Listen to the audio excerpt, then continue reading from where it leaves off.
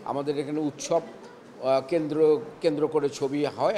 Upcoming অনেকগুলো চলচ্চিত্রে আমি আছি, অনেকগুলো রেডি হয়ে আছে। এটা হচ্ছে রুচির পরিবর্তন, অল্পতেই ভাইরাল হওয়া যায় সেই জায়গা থেকে নির্মাতারা সরে আসবে এবং একদম প্রত্যক্ষভাবে আমরা তো গিয়ে মানা করতে পারি না কাউকে যে না আপনি এই নাটক বানাবেন না। আমার একটা অত্যন্ত হিট নাটক এখন চলছে, যেটা ইউটিউবে হয়, দেনা পাওনা নামে।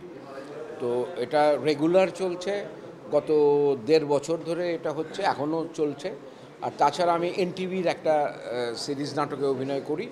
আর রিসেন্টলি আমি চুক্তিবদ্ধ হয়েছি দীপ্ত টেলিভিশনের একটি ধারাবাহিক নাটকের জন্য। আমি আসলে চলচ্চিত্রে বেশি সময় দেওয়ার কারণে নাটকের সময় কম দিতে পেরেছি।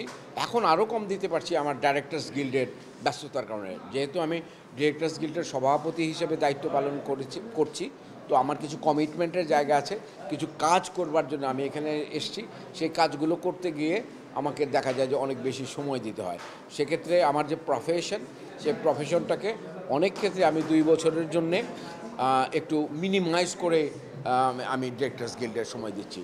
তো আগামী 2 বছর পরে যখন আমার মেয়াদ শেষ হবে, তখন আমার যদি শরীর সুস্থ থাকে, বয়স যদি পারমিট করে, তাহলে আবার নিয়মিতভাবে নাটক এবং সিনেমাতে আরও দেখা যাবে।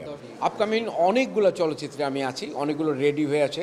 এবার ঈদে একটা মুক্তি পাওয়ার কথা ছিল, সর্দার বাড়ির খেলা, যেটা পুলসিরাত নাম ছিল, পরবর্তী সময় নামটা পরিবর্তন করা হয়েছে। এই ঈদে আসবার কথা ছিল, এটা আসেনি। আরও অনেকগুলো ছবি একদম ডাবিং হয়ে রেডি হয়ে আছে, এখন মুক্তির অপেক্ষায় আছে। দেখা যায় যে আমাদের এখানে উৎসব কেন্দ্র কেন্দ্র করে ছবি হয় এবং সেই অনেক বড় বড় বাজেটের ছবি হয়। তো আমার যে ছবিগুলো আছে, অনেকগুলো অনুদানের ছবি আছে, অনেকগুলো নর্মাল ছবি আছে, সেগুলো ওরা সাহস পায়নি ঈদে মুক্তি দেওয়ার, হয়তো পরবর্তী সময়গুলোতে এগুলো মুক্তি পাবে।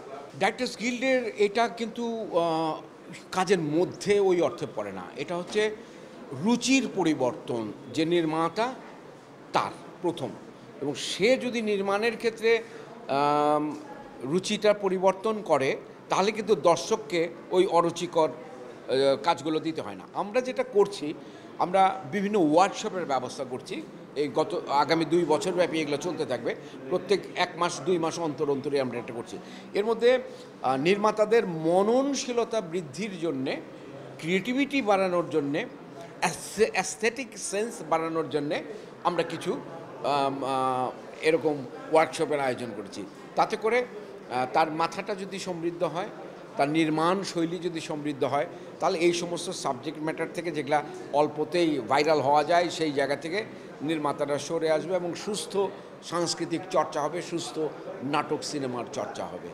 এটা এইভাবে পরোক্ষভাবে আমরা করতে পারি। একদম প্রত্যক্ষভাবে আমরা তো গিয়ে মানা করতে পারি না কাউকে যে না আপনি এই নাটক বানাবেন না। সে তার নিজের টাকা দিয়ে নাটক বানাচ্ছে, তার প্রডিউসার তাকে ইনভেস্ট করছে এবং সে যে নাটকগুলো বানাচ্ছে সেটা ভিউ হচ্ছে। সুতরাং এখানে ডাইরেক্টর্স গিল্ড তো ওখানে সরাসরি বলতে পারে না, পরোক্ষভাবে যেটুকু বলবার সেটুকু আমরা ভূমিকা রাখার চেষ্টা করছি।